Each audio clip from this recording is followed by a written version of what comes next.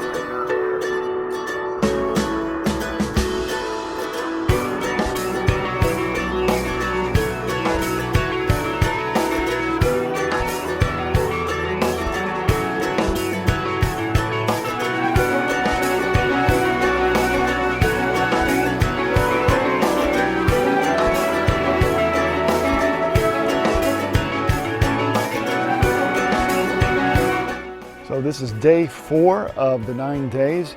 It's been just rapid after rapid after rapid. It's been really a lot of fun this morning.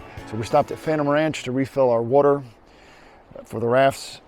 Behind me is a suspension bridge that goes across at Phantom Ranch. So when hikers go from the North Rim to the South Rim or vice versa, there's a way for them to get across. We're going to go up the river. We're going to cover about 40 miles today because the rapids are going to help carry us down a lot. So we're going to cover 40 miles and then stop for dinner and to camp.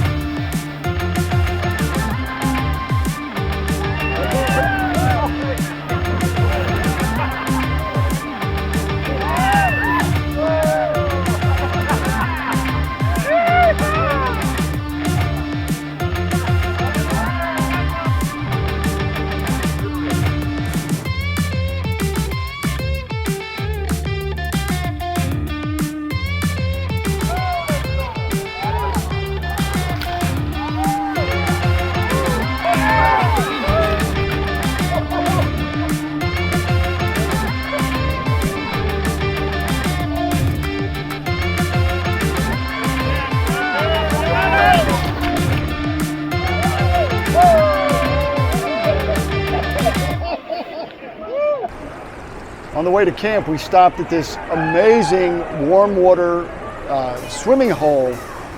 There's a waterfall at the back. Looks, I haven't been back there yet. There's a lot of people, obviously, but it's like something from a, from a movie.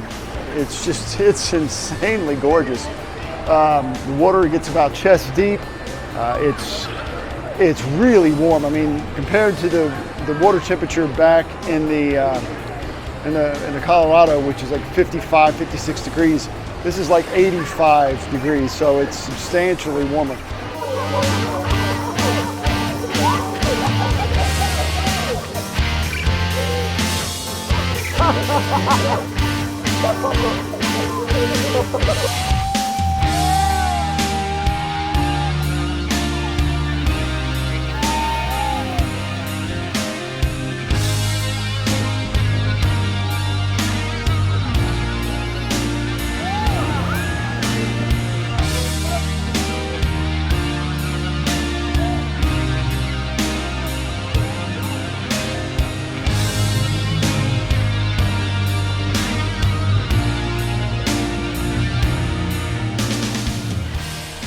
So on night 4, we've set up camp, and it's going to be some astrophotography. So I'm getting set up ahead of time, still daylight obviously, but I want to find a composition so I'm not stumbling around in a place I've never been next to the Colorado River in the pitch blackness. So if you've never done astrophotography before, it's simple and it's hard. It's simple because there are some basic things that just don't change. You need a very fast lens. You need a piece of glass, 2.8 or faster. Anything else is just not going to work as well. So that's number one. The second thing you're going to want is a tripod. Obviously, that's a mandatory must-have. And then you're going to take a wide-angle lens. It's not just 2.8. You need wide angle because the Milky Way is huge. It goes a long, long way in the sky. You're going to want to expose as long as you possibly can to get as much light on that sensor. And since you can't expose infinity because those stars and the Earth is moving, so you'll start to get star trails.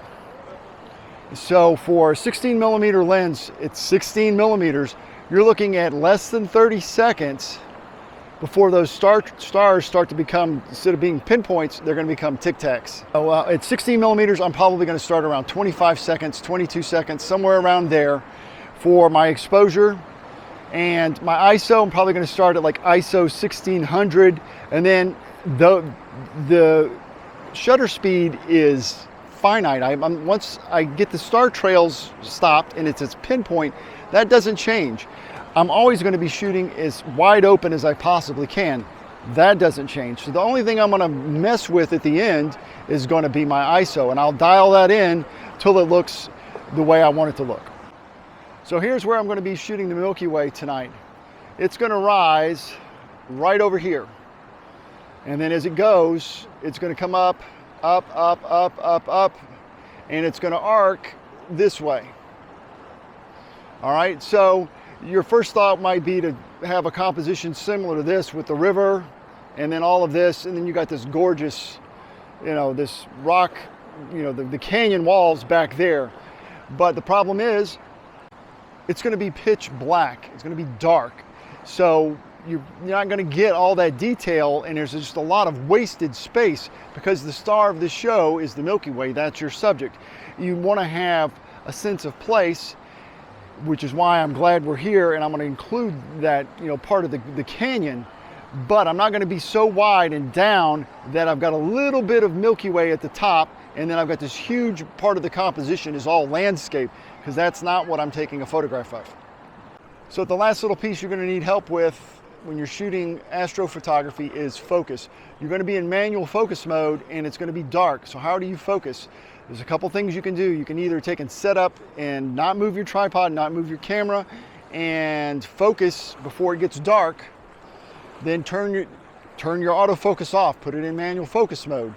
I've got back button focus enabled on my camera, so my plan is to focus and not touch it. Another thing you can do is you can find a star, the brightest star in the sky. It doesn't have to be on a tripod. You can zoom in as far as you can using, if you've got manual focus mode enabled on your camera, you should be able to zoom in, fill your screen with that star as much as possible. Then use your focus ring on your lens till you make it as small as possible. Make it a pinpoint, and that will be sharp. If you've got a camera that's got focus peaking on, you can set that so that you can see a color and when it gets as sharp as it possibly can be, and then you'll be set. Got everything set up. I'm doing it. It's going to be a vertical composition. I want to capture as much of the Milky Way sky as I possibly can in the shot, with the landscape and that incredible part of the canyon at the very, very bottom of the frame. So I've got my composition set. I've made sure my focus is good. And all I'm doing at this point is I am going to wait until the Milky Way rises and then start shooting. Now, I'm not going to be able to vlog in the middle of the night because I've got people sleeping all around me. I'm not going to be able to turn a light on and start talking. But I will share the photographs with you guys, and you'll get to see them right now.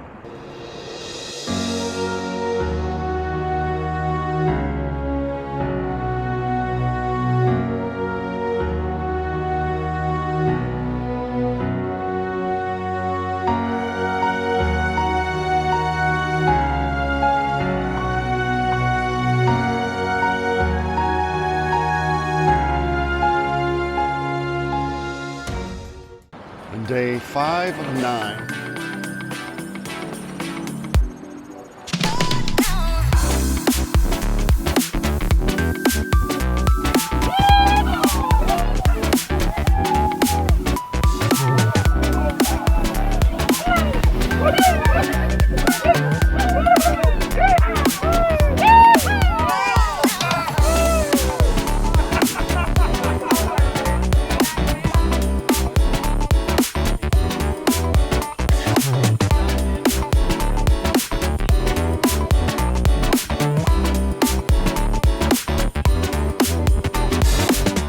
Stopped for lunch at Blacktail Canyon, and this is a smaller, tighter slot canyon that I've been told.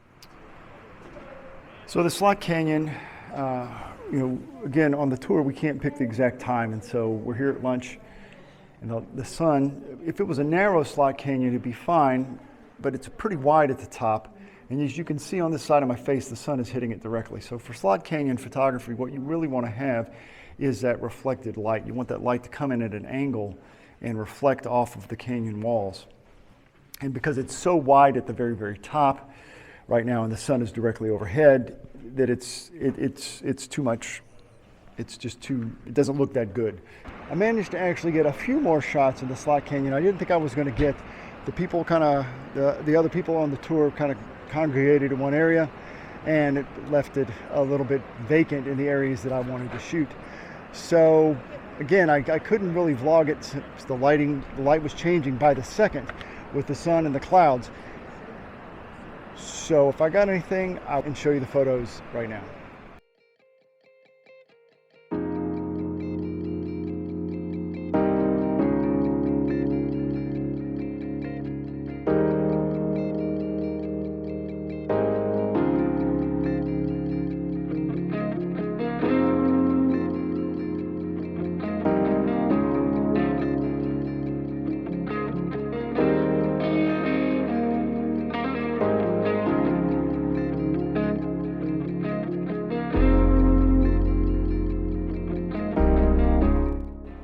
Day 5, we made camp, got everything set up, got all the rafts unloaded, starting to cook some dinner.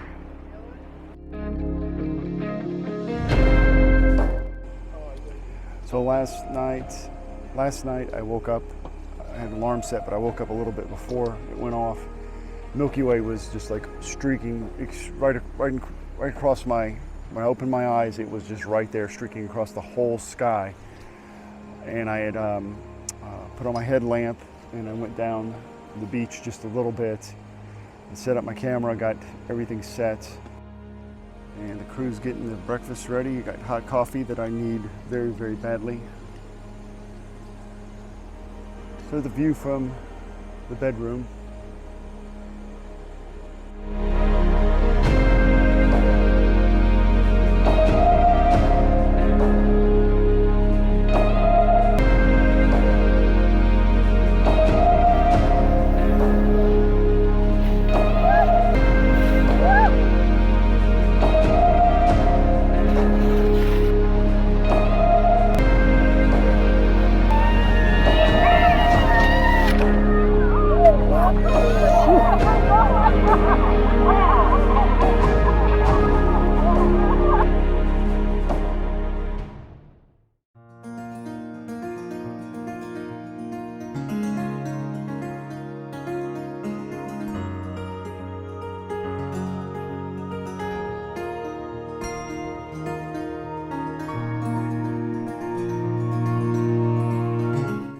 Head on down the river. Don't know what else we're going to see today, but it's going to be awesome because it's the Grand Canyon, right? So here are my photos from Deer Creek Falls.